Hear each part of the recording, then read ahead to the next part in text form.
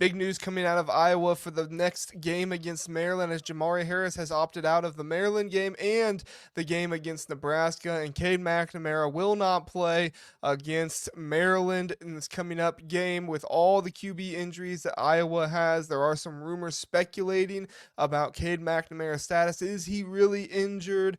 But Iowa is looking like they're going to have to start Jackson Stratton at quarterback with injuries to the rest of the quarterback room. And there is some concern from Iowa fans. We're going to address the rumors. We're going to get into what Cade McNamara had to say on social media. And then we're also going to get into the impact of Jamari Harris not playing in the next two games.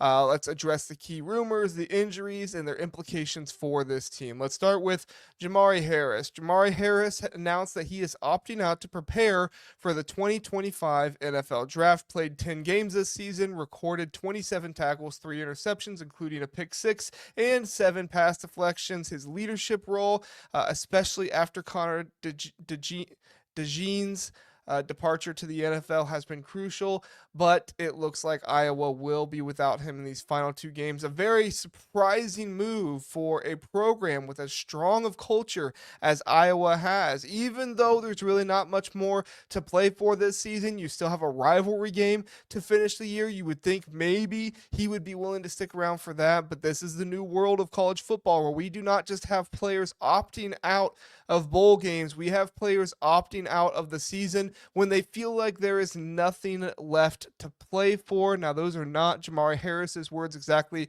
Those are my words, so do not project that onto him, but that sure is the way it seems in this situation, as he feels like he has a better chance of opting out and preparing for the 2025 NFL Draft. He was recruited as a 2-star athlete, late offer, and he missed the 2022 season due to injury, suspended 2 games in 2023 due to the gambling investigation, yet he emerged this year as a defensive leader, one of the best players on the team, and one of the best cornerbacks in all of the Big Ten. You could argue he has been the best cornerback in the Big Ten so far this season. Iowa's defense now, they're a little bit more vulnerable, and we've seen Iowa struggle this season when the defense has been vulnerable. Look at Michigan State, look at UCLA when they've not been able to play with as strong of defense against teams that normally they do have very strong defense against. It's not boded well for the Iowa Hawkeyes. Maryland's top receiver, Ty Felton, he's the Big Ten leading receiver, and you would have loved to have Jamari Harris guarding him in this game as Hawkeye fans, but ultimately you will not have him. You will have to see Deshaun Lee step up in this game in a critical matchup. Now, Deshaun Lee has not been awful this season. He's definitely not been Jamari Harris level, but he is definitely somebody who is continuing to grow and get better and should be up for the task against Ty Felton in this one. Let's move on to Cade McNamara now. Cade McNamara suffered a concussion against Northwestern, and he has not played since. Publicly, it's been stated that he was hoping to return against Nebraska, but was not cleared for the Maryland game. Details about working with doctors and undergoing various treatments have been hyperbaric therapy. The rumors around Cade McNamara, he addressed rumors suggesting Cade McNamara does not want to play anymore. That is what the rumors are stating, that he has actually left the team and is no longer around. Cade McNamara put out a public statement basically saying that is completely false, and he has been in meetings, he has been around when he can be, stating that he is not always able to be out there, and that he did return to practice but had a complication that led him to no longer be able to practice, which makes things even more sketchy with how they've gone. Now, some would say just take it at face value, right? This is what they've said. Take it. Well, some fans are concerned about the way Kirk Ferentz has spoken about things in the press conferences, not giving the fans the most confident responses. Personally, I think sometimes reading into these head coaching press conferences can get a little dicey. Sometimes you would like to hear what you want to hear rather than what they're actually saying. I'm not saying anybody is wrong, by reading into them, but I am saying that it can be a dangerous path, and it's something I try not to do too much of, especially with allegations as serious as these against Cade McNamara, that he just no longer wants to be with the team. There is a lot of tension right now between the team and the coaches and the fans with these rumors. Obviously, with Cade McNamara putting this statement out, but there's also been reported on message boards by actual reporters, not just fans, that there's tension right now between the staff and Cade McNamara with his health status and can he come back? Should he come back? What are the doctors saying? That kind of stuff. And what led to what led to all of this, like I said, is a lot of what Kirk Ferentz had to say in his press conference, which didn't really, I mean, he said the right things. It just was what he was saying didn't invoke a lot of confidence into the fan base.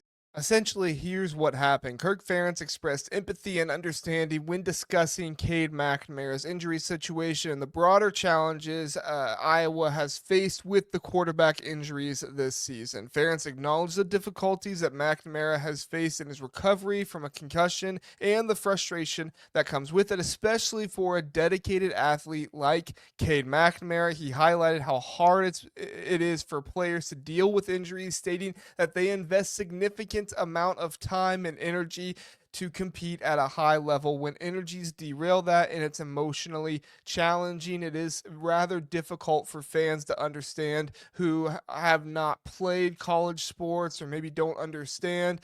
Yes, there is a lot of payment that these players get nowadays that maybe players did not get in the past, but it certainly does not, in my mind, does not give you a path to rumor and speculate to the level that some have gone to. Ferentz also pointed out that the situation is especially hard for collegiate athletes because beyond their physical challenges, it can be isolating for them. He emphasized how important it is for the coaching staff to support players through those tough times, recognizing how lonely and difficult it can be for those dealing with injuries. Honestly, I didn't have a whole lot of issue. I don't even know if I had any issue with what Kirk Ferentz said. Maybe he could have said it a little bit better, but overall, I think that Kirk Ferentz just seems to care about Cade McNamara, and he wants him to get well. He wants him to do well. But at the end of the day, I get where fans are coming from as well. It's been a frustrating season. This was a season where you felt like Iowa could have been 10-2,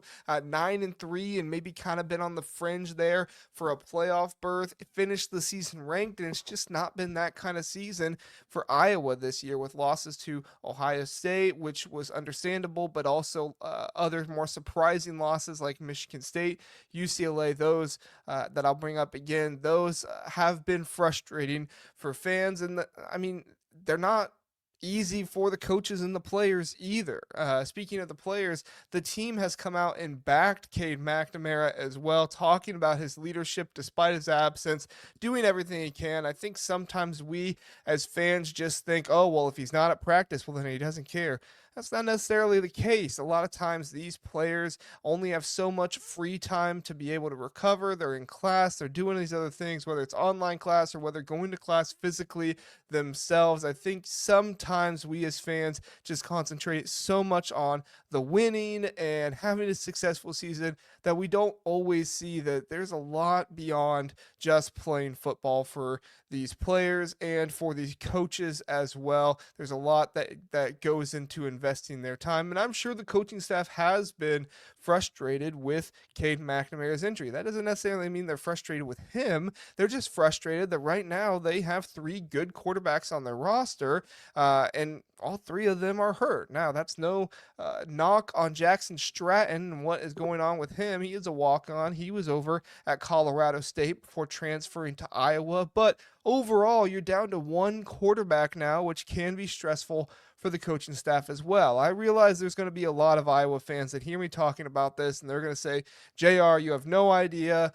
You don't really know, and the rumors of this and that. At the end of the day, sometimes rumors are just rumors. That's all they are. Sometimes there's smoke. Where there's smoke, there's fire and stuff like that. But sometimes it's just smoke. Sometimes it's just people wondering what's going on and making something bigger than it actually is. In this situation, especially with an injury, I think you just have to really understand that the players are trying to get back as quickly as they can. And if Cade McNamara has taken time to step away from the team, and that was by his own doing, not the injury, move on, support Jackson Stratton, and support whoever plays quarterback for Iowa next season as well. The long term impact in this, for me, this just reflects on the absence of key players and what that can do for Iowa. A program like Iowa is very developmental, and sometimes you have players who go down, and you have other players who come in, and maybe they are ready later on, but they're just not ready at that time yet. And I don't think that's necessarily the situation for Jackson Stratton. I don't think he's ever really going to be your, main plan for quarterback. But especially in a situation like this, where you have three quarterbacks down, it really challenges the team, and it's really going to be a lot on Caleb Johnson, and if he is going to be able to run the ball, and the offensive line, if they're going to be able to block for him to run the ball and make the plays he needs to make. So overall, Jamari Harris opting out. I totally understand fans upset about that. Iowa developed this player, brought him in. He had his issues with the gambling and everything, and now he's not playing in the final two games, especially in a big rivalry game that you would love for him to play in. I totally understand fans' frustration with that. I wouldn't say you need to go after the guy or anything like that, but I totally get you being frustrated about that. As far as Cade McNamara goes, with injuries, I mean, adverse reactions, everything else, they are so difficult to try and mess with, and there is a lot of frustration, and sometimes that frustration gets communicated the wrong way. I think Kirk Ferentz has been in this game long enough that you can trust that he is somebody who is trying to do best by his players. I really do have a good amount of respect for Kirk Ferentz as a football coach and what he's done, how he's always tried to do right by his players, and I appreciate that, and I do think that needs to be acknowledged in this situation. If you disagree with me, please let me know in the comments. I'd love to hear what you think as well. Obviously, you're going to come at me and say you're stupid, JR. You have no idea what you're talking about. You're delusional. I'm not going to respond to you because you're just being weird. But if you have something to say where you actually want to have a conversation, hey, I think you missed this. This is another thing that we're concerned about. Please let me know. I'd love to hear your thoughts as well. And if you have any more information that you'd like to add that maybe I didn't add here, you can go ahead and put that in the comments as well. Like and subscribe to the channel. We're doing our best to bring Big Ten content from all across the conference to all of you. We cover every single team, not just the big teams, not just Oregon and Ohio State, but all of the teams. We're covering all of them, giving you all as much information as we possibly can. Me, the guys, Zach, Kent, all of us, we're doing our best to give you as much as we can. 9 p.m. Sunday night, Tuesday night, and then whenever the last game is over on Saturday night, we do our power rankings show. So check us out. We would greatly appreciate it, and we'll see you next time. Have a good one.